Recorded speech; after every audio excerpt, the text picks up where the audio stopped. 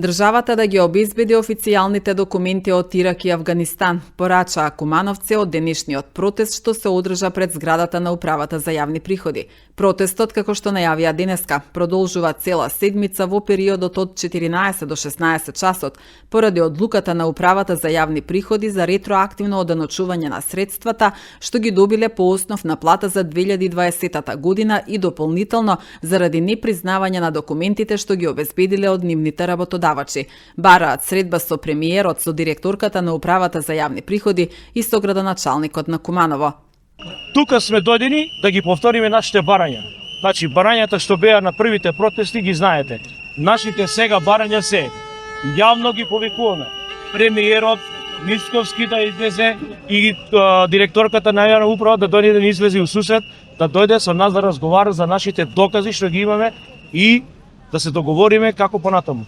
Втора работа, јавно го повикуваме и градоначалникот на Куманово да излезе тука со нас и да договориме средба и со него.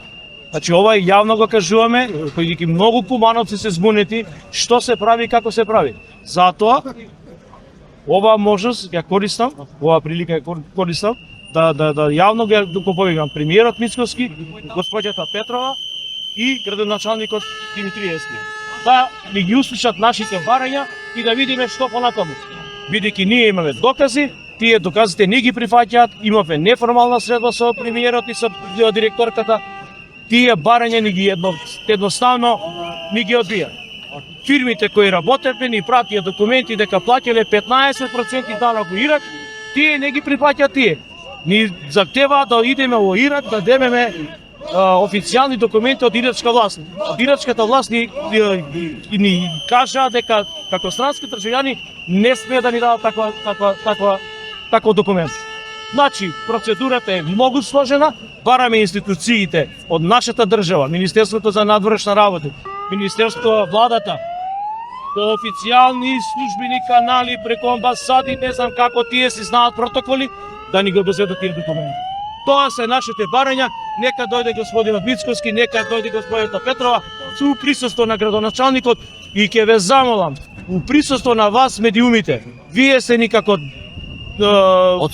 одскочна даска за нашите проблеми кои ги презентираме, бидејќи никој во овој град и во оваа држава не ги разбира. Имавме неофицијална средба со премиерот и директорката, како што знаете, сигурно се слушнале. На таа средба ни беше кажано многу работи, ни беше многу обеќано. Од тоа што ни беше обеќано, ништо не исполнете. Затоа сега во оваа прилика ги повикуваме јавно да дојдат со медиуми, да бидете вие присутни да го докажеме тоа. Ни ветија дека во секоја подрачна единица ќе се отвори канцеларија каде што ќе има тимови организирани и обучени за овој проблем, дека ќе бидат сослушани сите граѓани, не само на Куманово, него ни цела Македонија, дека ќе го пролонгираат овој до 31 мај, дека ќе ни бидат признаени сите докази што ги носиме, али сето од тоа падна во вода. Ние и секојдневно носиме по Управата за јавни приходи, дали лично, дали по електронска пошта, имаме само негативни одговори, можем и тоа да ви го докажам. Имаме еден мејл каде што е стигнато дека тие докази не се прифатени.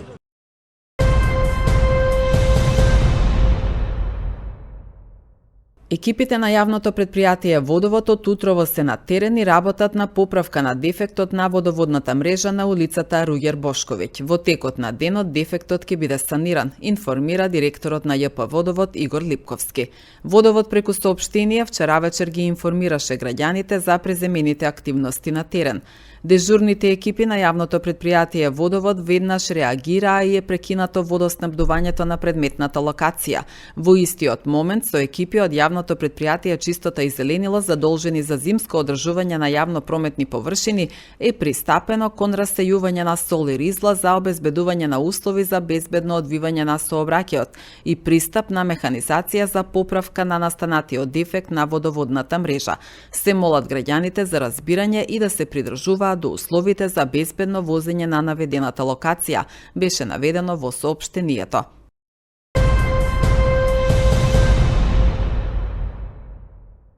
Со променливото време и наглите намалување на температурите зголемен е бројот на пациентите на ургентно хируршкиот центар во Куманово. Според лекарите, кај поголемиот дел од пациентите станува збор за сезонски грип, а се јавуваат и пациенти со астма и со хронична обструктивна белодробна болест. Бројот на прегледите особено е зголемен во текот на дежурствата, односно по затворање на приватните здравствени ординации и за време на викендите, празниците.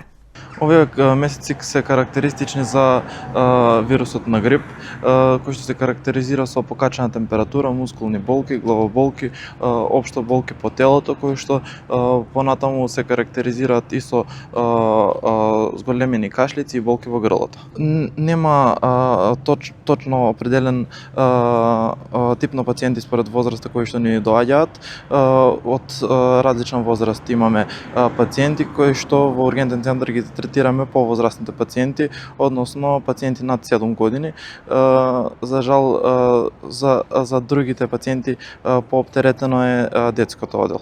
Секојдневно пациентите во овој период обемот исто така е зголемен, претежно во тек на дежурството, односно по затварање на примарното здравство, но и преку ден имаме зголемен број на прегледи. Од повозрастните при оние магловите денови имавме екзацербации на астма и на хоп, такви пациенти не беа присутни. Сега во овој период најприсутни се со грип.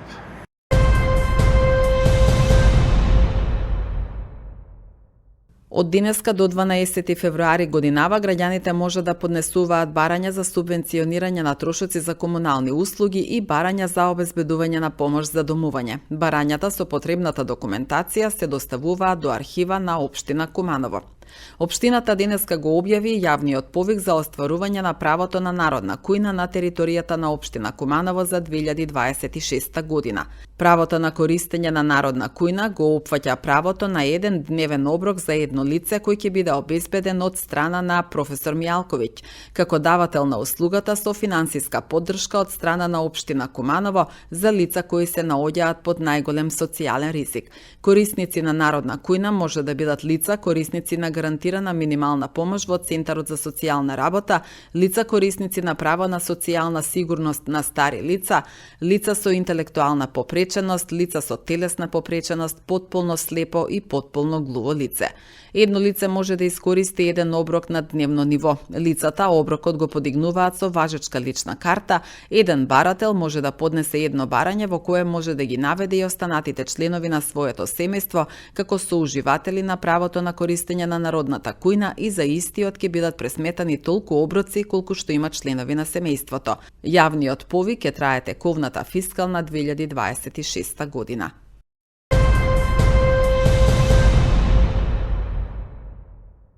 Ноќеска 1 час по полноќ 34 годишна жена од Кумановско село пријавила во полицијата дека била физички нападната од незиниот малолетен син, соопштија од секторот за внатрешни работи Куманово. Полицијата презема мерки за расчистување на случајот. Полициски службеници од секторот за внатрешни работи Куманово вчера лишиле од слобода 55 годишен кумановец, бидејќи бил затекнат во обид да одземе производи од продажен објект на булеварот 3 Македонска ударна бригада во Куманово, соопшти полицијата. Тој бил приведен во полициска станица и по целосно документирање на случајот против него ќе следува соодветна пријава.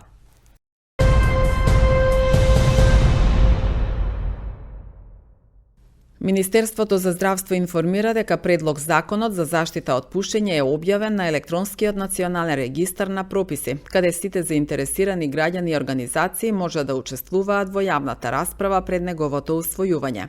Со овој закон отвораме суштинско прашање што директно го засега здравјето и днината на нашите деца и младите. Фактите се јасни и неспорни. Тутунот и никотинот остануваат водечка причина за превентабилна смрт. Изложеноста на чад и аеросоли ги оштетува и тие кои не избрале да пушат, а новите никотински производи, аромите, агресивниот маркетинг и дигиталната промоција се насочени токму кон младите. Затоа Министерството за здравство изготви нов закон за заштита од пушење, чија намера не е казнување, туку превенција, јавно здравје и заштита на најранливите категории граѓани, оценува министерот за здравство Азир Алију. Целта на новите законски измени е воспоставување контрола врз појавата и ширењето на новите тутунски и никотински производи, особено нивната агресивна промоција и лесна достапност. Истовремено се воведува целосна забрана за рекламирање, промоција и спонзорство. Се ограничуваат продажбата и изложувањето на тутунски и никотински производи, како превентивни мерки за поддршка на откажувањето од зависноста и конечно се зајакнува забраната за пушење во јавни и работни простории. Со овој закон испраќаме јасна порака дека здравјето е повисока вредност од било кој комерцијален интерес, дека здравјето на децата не може да биде предмет на профит, дека јавниот простор мора да биде безбеден простор, соопшти Министерството за здравство. Воедно, законското решение е усогласено со европската регулатива и со меѓународните обврски што државата ги има преземено, принципите на рамковната конвенција на Светската здравствена организација.